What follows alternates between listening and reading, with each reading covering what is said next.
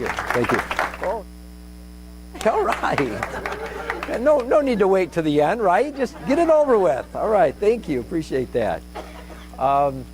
Yeah, I see some people I recognize from just last night. So that tells me one of two things. Either it was so good they couldn't get enough of it and wanted to come back, or it was so bad they did not understand it at all and they need to hear it again. So, oh, thank you. All right. Whew. Glad.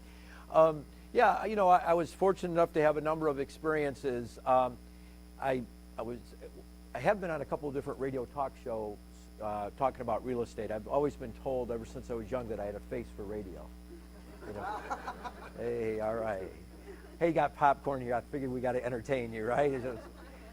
There'll be no intermission, though. All right, I will tell you that. So what's not up here, though, is public speaker. All right, even though I've spoke a lot publicly, what makes you a professional speaker? I'm not a professional speaker yet. So what makes you a professional at anything? You get paid for it, right? So even though I've done a lot of speaking, I've never got paid for it. So I was excited about this when I saw that it was $10 to attend. I'm like, does that get, I'm a public speaker. And then I started, wait a minute, but I'm not getting any of that $10. So I'm still not a public speaker, a professional speaker, right? But I turned things around, and Bruce doesn't even know this yet. So to become a professional speaker, I didn't register to attend. So I really kind of make $10 by presenting because I didn't register, right? Freebie. All right, so now I'm going to put up there, you know, professional speaker because of the $10 savings that I had for the registration. What's that? Yeah. Okay, so just various things. You know, I was a real estate investor before I found out about Renatus. Had done some real estate deals. When I found out about Renatus, I was already doing debt reduction strategies and working with companies that help people do that. Right away, I thought this is a perfect fit. In fact, I remember Bob Tierney probably doesn't even remember the conversation, but early on I approached him and I said, are you guys doing debt reduction? Are you already working with this other company? Because I'm probably too late to the show. You guys are probably already working together. And he hadn't even heard of the other company. He's like, no.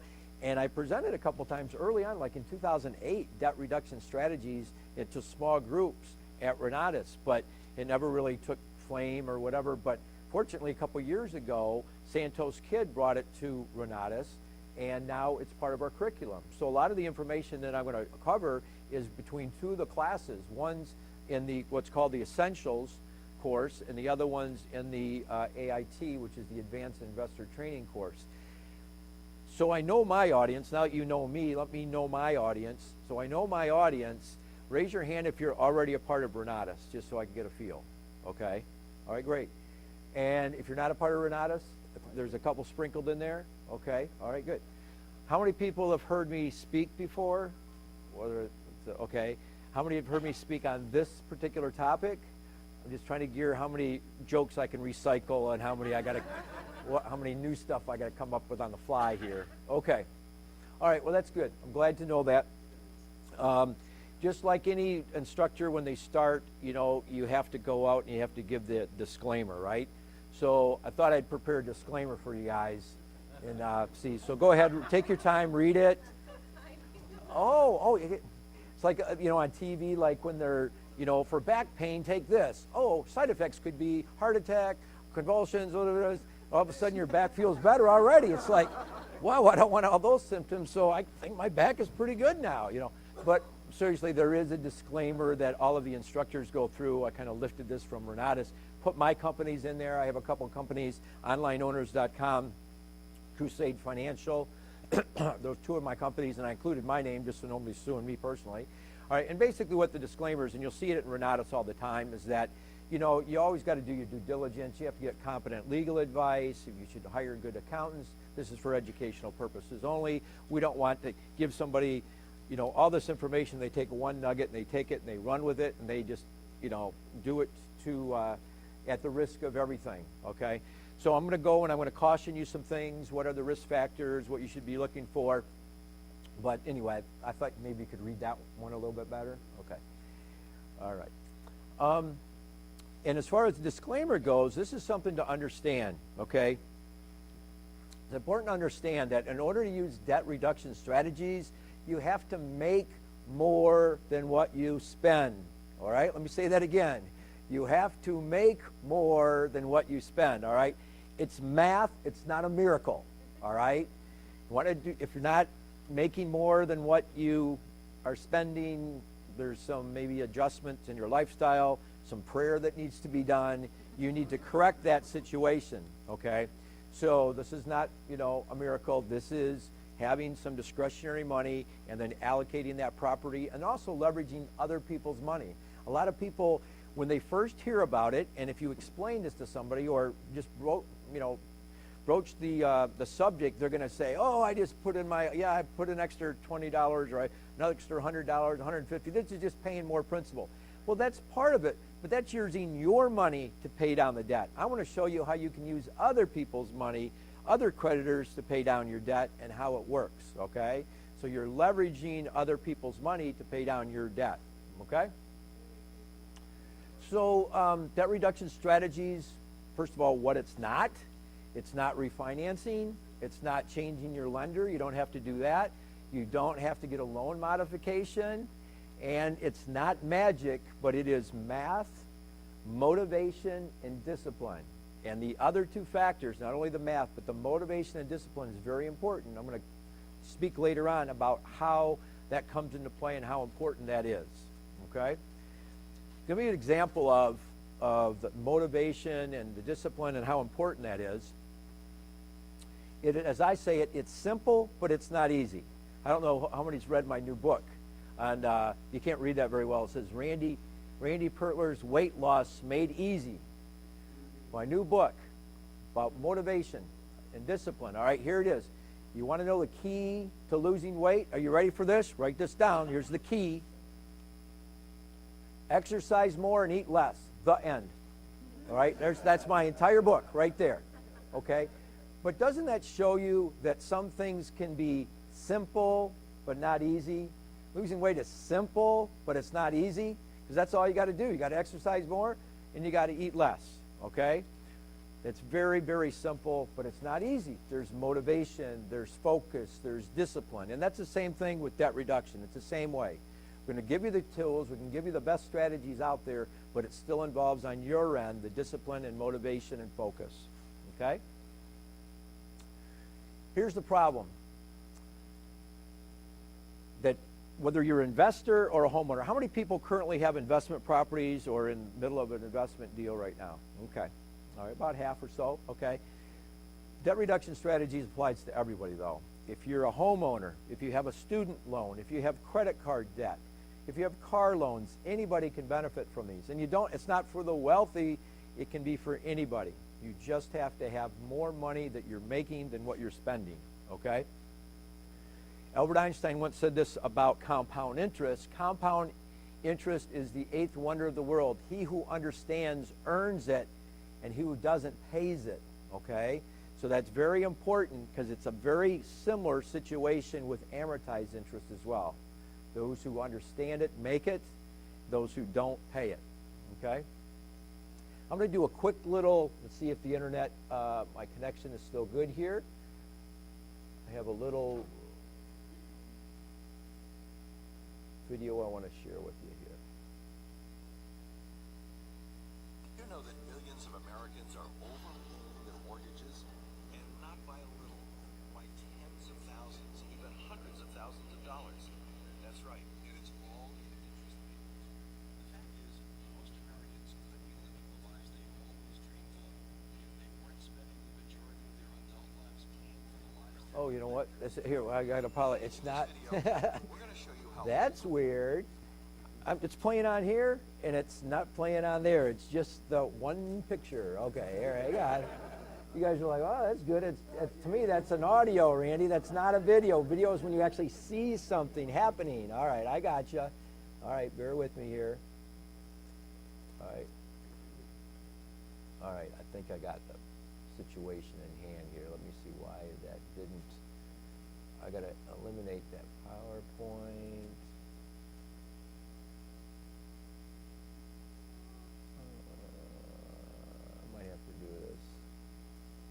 could just reduce it. Let's see. All right, there we go. Now I think you're going to be able to actually see it. I apologize for the, I don't know if you could hear it okay in the back, but I think, Bruce, did you guys say you had speakers? We talked about it, but we never plugged them in. Oh, you got one? Let's see if we can do this real quick. It's only about 4 minutes, but I think on my side. I usually don't. I think it might be right here or right. Okay, got it. Ooh, sounds like it's going to work. Okay. All right, let's see. All right, you can see that, right? Now we'll see if you can hear it.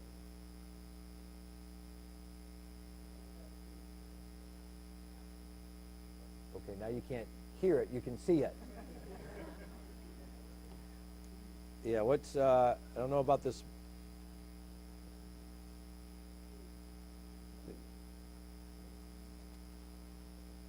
It's on, but it's not on, if you know what I mean. That's the only, that's right. I'll play it loud as we have it here. Millions of Americans are overpaying their mortgages, and not by a little, by tens of thousands, even hundreds of thousands of dollars. That's right. All right, where's the candid camera? All right, I know what this is. Oh, man. Oh, that's funny. Now how the heck did Oh, that's a good one. Now this one might challenge me even more here. How come that? All right.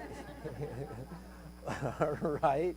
Now, why isn't it showing on the screen here?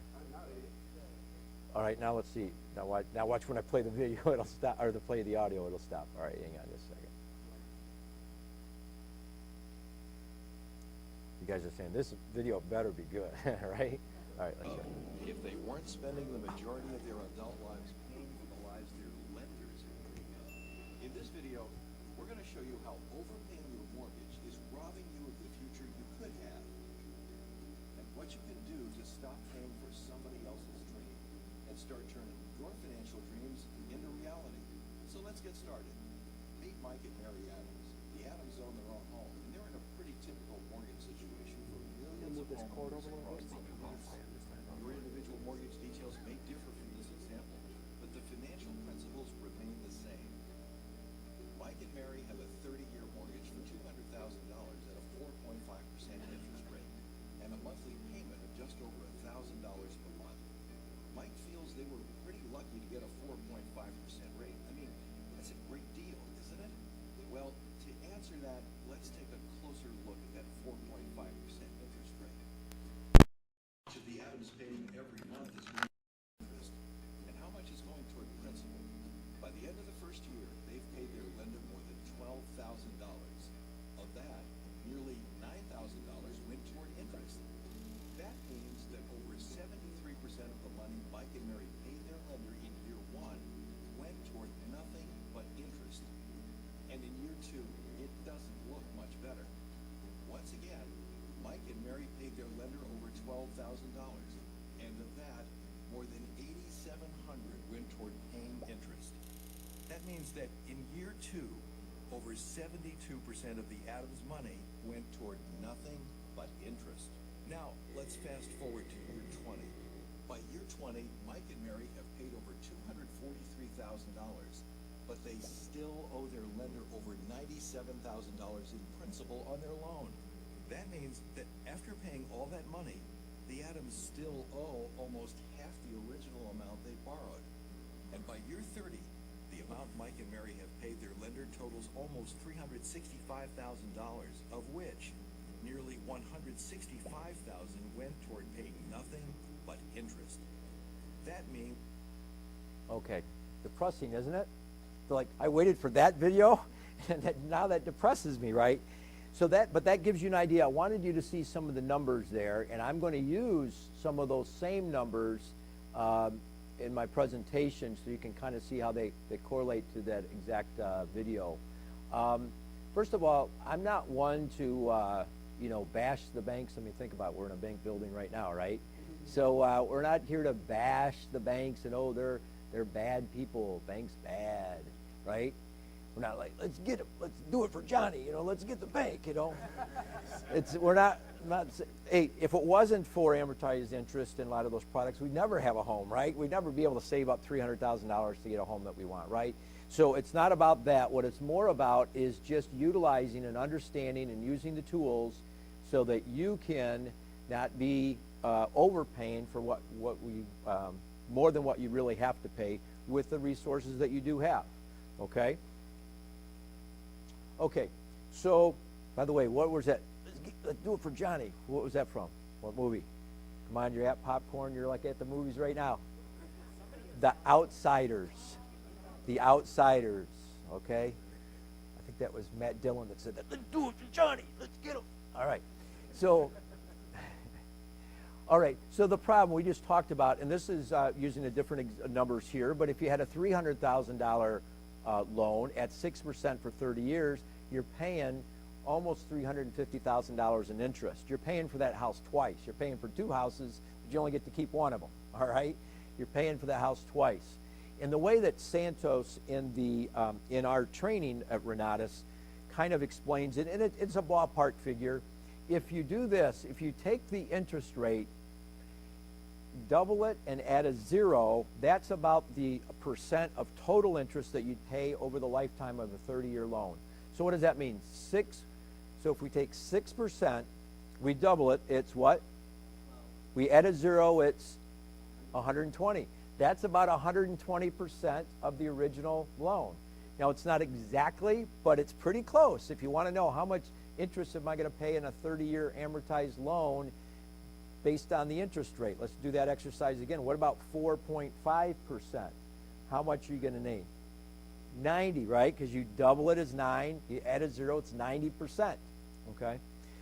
In an amortized loan, for 30 years, depends on the interest rate, but about 5 or 6%. What year out of the 30 years are you about halfway paid off? Okay? Gosh darn, too smart. 20, yes. 20, 21 years, depending on the interest rate. Think about that. You're paying on that mortgage for 20 years before you just get to the halfway point. You're 2/3 done paying them, and you've only got a half of it paid off, all right? So this is an amortization schedule. I pulled this off the internet. You can get them, Bob's a big user of an app on his phone to get amortization. I use a very simple website called mortgage-x.com. It's the one I just originally started doing years ago. I use it, just cut and paste that. So this is showing the amortization schedule on a 30-year loan. As you can see, after you make that first payment, your principal for the next payment goes up a whole $1.49. All right, we're making ground now. We're getting more principal paid down next month. $1.49. Okay, even if you go here on this graph, I have it for 2 years. After 2 years, it has jumped up a whopping $36.30 after making those payments every single month. All right. And that's on time, no late payments. You're doing everything right, and that's all that the amortization schedule has jumped.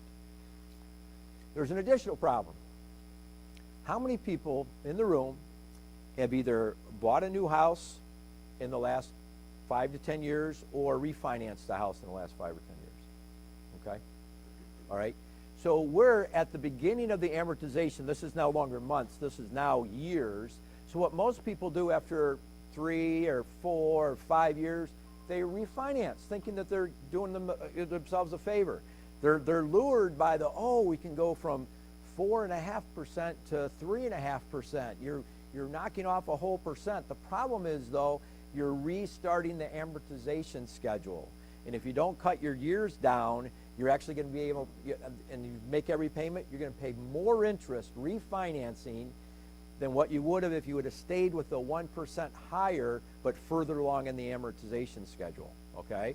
Now, if you do refinance, the smart way to do it is you knock down those years. Forget about a 30. Ask them about a 25 if you can, or a 20 or a 15. The problem is that most people, we live to the maximum of our means, and whatever our monthly payment is, we find a way to spend the rest, right? So that's where the motivation and discipline comes, all right? So that's another problem. Now, how are we going to solve these problems? Well, another great quote from Albert Einstein. In order to solve these problems, first of all, what I'm going to talk about, you got to open your mind, because this is not going to be the way you normally think about mortgages and interest rate and so forth. So I'm asking you to open your mind to interest reduction strategy, because, as Albert Einstein stated, we can't solve our problems with the same thinking we use to create them. All right? So if your normal amortized 30-year loan got you into $300,000 of interest, the same thinking's not going to get you out of $300,000 interest. I'm going to open your mind to some concepts that you're going to be like, wait a minute, can that be right? Go home and do the math and come to your own conclusions, because that's what I did when I first saw myself. There's different types of loans out there, and this doesn't just work with, as I said, with a mortgage. It can work with student loan, car loans, anything that's an amortized loan. That's all these types of loans right here. Those are examples. Well, if you guys would please turn off your phone so it doesn't ring during my presentation, I would appreciate it. There goes that $10 I made. No, I'm not a professional speaker anymore. All right. Okay, and then these are lines of credit. All right. So different types of lines of credit. Personal line of credit, credit cards are lines of credit, business lines of credit, which Bob Tierney talks a lot about building business credit, HELOCs, which are home equity lines of credit. I'll talk quite a bit about those, and then secured line of credit. By the way, I'm going to make this blanket statement right now. If you can qualify for a home equity line of credit, I believe everyone, without exception, should have a home equity line of credit if you can qualify for it. Doesn't mean that you're using it, but I'm going to show you a couple reasons. Number one, it's going to help you pay down your personal mortgage or your principal mortgage down faster, your primary mortgage. And the other thing, it's a safety valve. It's a credit card, basically, to use in case of emergency. If something devastating happened to you and your family and you couldn't make mortgage payments, guess what? In a few months, you could be, they could be filing for the foreclosure. But if you have a home equity line of credit, it's a way to survive during rough times as well. The other thing is, if you ever did you don't want to lose, leave that much equity in the home. If you have a lot of equity in your home, and again, something comes up and you can't, let's say you lose your job, now you're like, now I'm going to go get an equity line of credit. Too late. They're going to ask for your W-2s, and all of a sudden, in your last 2 months' paychecks and pay stubs, now you don't have them. As Bob Tierney, speaking of Bob Tierney, always says, dig your well before you're thirsty, all right? That's the same thing with a home equity line of credit. You could have a home where, think about it, you could have a home worth, $500,000 and you got $200,000 equity in that home, and all of a sudden disaster strikes. What good is that $200,000 in your home going to do, all right? Because now you can't refinance because you don't have a job anymore, and you don't want to sell it because your family lives there. That's where they grew up. That's where their school district is at. You don't want to move out, but you're not going to have much choices unless you can tap into that equity. Equity line of credit is the best way to do that. Okay. The difference is between credit lines and amortized loans. Amortized loans are one-way streets. You pay that money to that loan, it's no coming back, all right? It's one way, all right? That's why planning, discipline, strategies are important. Lines of credits are two-way streets. You can be the tax and legal expert, with our company. So he talks about, as an accountant, what would he be comfortable with somebody doing as a strategy. So in this case, and you know what, we don't have much time. I'll try to go through this fairly quick. I want to show you some, guys want to see some screenshots of that software program I was talking about? So I'll get that, towards the end a little bit. I've got some screenshots and kind of see. Okay, so here's, something's missing. Look, that's me, right? Well, not quite. Okay, there we go. All right. Oh, you know what? When I did this, I didn't have glasses, so yeah, I have to do that one again. Okay, so anyway, here's the individual. So let's say that, you've got your home, you've got your car. This above the line is just your individual personal finances. And then you have maybe an S Corp, maybe you market for Renatus or other company. You do some work, you've got an S Corp and you've got an LLC. This is long-term. We teach you long-term and short-term income. Okay, so let's say you're an owner, again, individual, and you own these two. Now, how can you pay off your mortgage? Well, if you're working and you have a HELOC and you're trying to pay off your individual home, you could take your net income from your properties, okay, your net income, that means after expenses, what you would pay yourself anyway, that can go in to reduce the average daily balance in the HELOC, right? Also, if you have, let's say, a marketing business, an S-Corp, same thing. You can take your net income, and I keep stressing net because you don't want to commingle. This is what you'd be paying yourself anyway on a monthly basis. And then that could go to the HELOC to help pay off that home. So that's a pretty easy strategy or an easy configuration to kind of figure out. Everybody kind of see that? If you have a business, just take that net, just like your income. It could be W-2 income, but in this case, it's your business income. That's how you can help pay off your personal home. But it gets a little bit more complicated, all right? If you want to do this way, oh, is this the same? Let's see, HELOC. Oh, okay. So this is what Mark, I was kind of surprised that Mark was willing to be this aggressive, but he's a pretty aggressive accountant, and he knows the tax law as well. In this case, he's okay and will approve it if he's doing your taxes, and your accountant, you should ask them. But he's okay if you wanted to use your personal HELOC to pay off an investment property owned by your LLC. He's okay with doing that, but here's why. He's going to allocate the amount of interest that was used to pay this. He's going to avoid that as a business expense, and it's going to be separate from your personal expenses. So let's say you're doing this strategy and you put $15,000 on this home. He's going to calculate during the course of the year how much interest you paid on that $15,000, and that interest is going, he's going to apply it to your LLC, okay? He's good, he's comfortable with that. You could get your own tax and legal advice, but Mark is pretty knowledgeable. So I'm good with that as well as far as passing that information on to you. Here's another way to do it, better way to do it.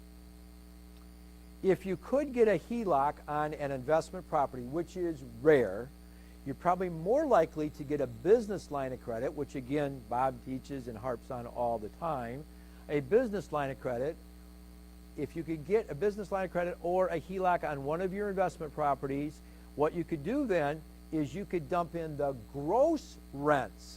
It makes it more powerful because now, let's say the net rent of each one of these houses on this other example, the net rent going in, let's say on, well, this one, the net rent, it's probably easier to see it this way. The net rent going in might only be $200 per property. So you're only getting $600 into that HELOC to stay in there as long as it can and to cancel out debt. And it's good, don't get me wrong. But this is better because now you can put the gross rents in there until you pay for your insurance for your houses, until you pay your contractors, until you pay your utilities if you're paying utilities, lawn keep, upkeep, whatever.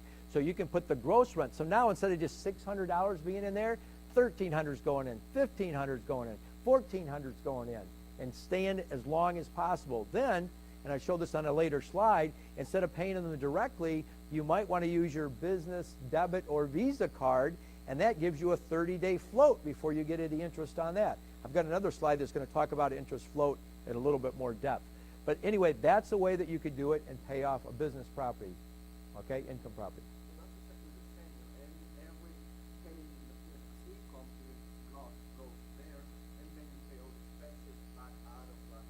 Right, either directly or through a credit card, right.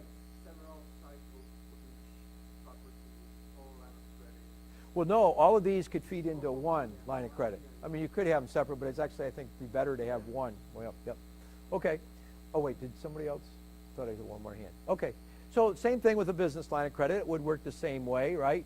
We get $15,000, we transfer the funds over, and now, though, we get to save that $66,000 and cancel out interest, 45 payments, but we're putting in all those gross rents into there. So that's what your business would do. Here's an example of that 30-day float, okay? And this doesn't matter if it's business or personal. You know, you could have your paycheck, you get paid, you put it into your checking account, you transfer it to the HELOC, and then you pay bills out of your HELOC. Believe me, that's a good system, right? But think about it. Remember I told you about leveraging other people's money? Aren't the credit cards letting you use their money for 30 days free, right?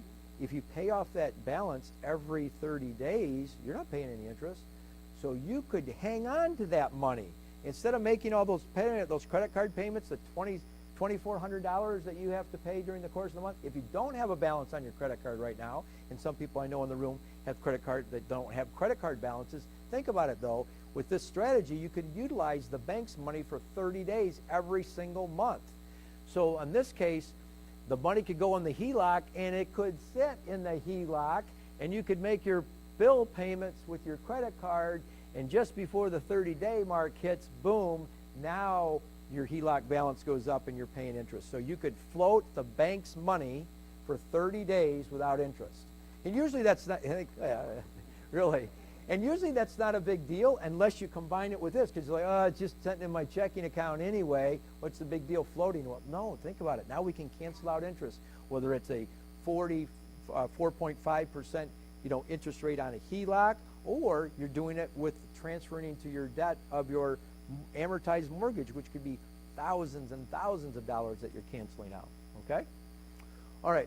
So what are the potential results? I have a demo account in addition to my personal account of the software. I have a demo account so I can do kind of some like what if scenarios. Look at what the impact could have on your Renatus business. This is an example of a 30-year, I already did this once, so I kept the 6% interest rate that was already in there. 6% at $200,000 mortgage. If you have discretionary income of $150,000, remember I said you have to earn more than what you make. If you're only earning $150 more a month than what you make, here's what could happen. You could actually buy the combo pack, put it on there, $20,000, buy the combo pack, and still pay off your mortgage and the combo pack in 15.1 years. Potential savings that you'll save in interest, $114,000. So those are real numbers going into the software system. So if you're like, oh man, 20,000, should I make that jump? Should I not make the jump? Well, if you make the jump, this way you could buy that combo pack. And I think on here, one of these, I actually have the price of the software too, that you could also buy the software as well. Now let's think about, well, if I buy a rental property, that's great, but I'm going to be in debt longer, right? Because I got a mortgage on that. Well, no, because now you can leverage the cash flow of that income property. Same scenario. Your personal home, you got a $200,000 mortgage at 6%, 30-year amortization. You only have $150 discretionary income, but you bought a rental property, one rental property for $80,000. You're paying 6.5% interest because rental properties are going to be more. And the rent's $1,500, you pay taxes of $400. I put all those numbers in the demo system, and this is what it comes out to. 11.2%. What was it before? 15.1 with just your house being paid off. Now you have your house paid off and a rental property paid off in less time. Okay? 11.2%. All right? That was just based on this and looking at average, maintenance and so forth, all right? I went one more. What happens with 2, all right? At 2, you have your mortgage paid off of your personal property, 2 rental properties paid off, and you're paying it at 9.7, actually accelerating your total payoff. Not only you're debt-free on your personal home, you're debt-free on 2 rental properties. Now, it doesn't keep going down. Unfortunately, when I get to 30 properties, it doesn't instantly pay off, okay? There'll be a point where it will stop. But I don't know what that point is, but I know I just went to 2 properties, and I'm down to under 10 years having both of them paid off, okay? Here's some of the features, so I'm going to show real quick some of the features of the software program. One thing that we'll do, well, first of all, I'm going to talk about this. This is important because remember I said about discipline and focus and motivation. There was something called the, they used to just refer to it as the Harvard study, the Harvard University study. It started back in the 70s, and what they did is they interviewed students that were about to graduate from Harvard. So they're all Harvard grads, right? You figure all of them are going to be successful, right? So they interview the students, and they ask a bunch of questions about their background, about their income of their families, what type of occupations they're going to do. So they compile all this information. And 20 years later, they go back and interview the same students, and they also pull their financials. They agreed to submit their financials. So they looked at people's financials. They looked at, their interview process. When they interviewed, they asked them, are they happy, and do they feel fulfilled, and all these questions. Well, the subjective things were astonishing, that they were all, wow, this certain group of people, they were happier, they seemed to be more satisfied in their careers, everything. And what they looked at, the financials, that same group also was 3% of the entire graduation class. 3% of the students earned more money than the 97% combined. They're all Harvard graduates. What separated the 3% from the 97% of the other Harvard graduates? The 3% had written goals and a written plan to get there. Okay? And they looked at those plans often, daily, regularly. The reason I bring that up is one of the features of the software program, every time you log in, you have a dashboard that tells you how many years to pay off. It becomes a game. You're focused. Oh my gosh, it's 7.4. What if I didn't get the mobile plan that I was thinking about doing? What if I didn't do this? What if I did that? How much more could I save? How much more could I get my net worth to increase? It gives you the discretionary income. I can also do one that tells me the exact month and year that I'll be debt-free.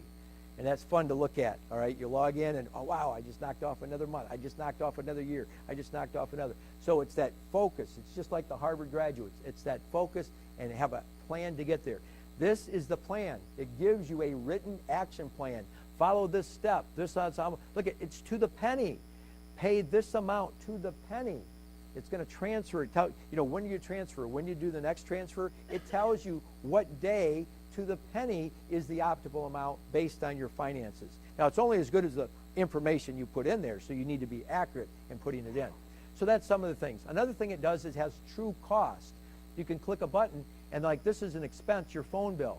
Well, it's $135 a month, but the true cost of that is $226 a month. And the way they're calculating true cost is if you took that $135 and put it towards your debt, it would save you over $200 per month. So it makes you a smarter consumer. Doesn't mean you're not going to do it, but you're going to know the long-term impact.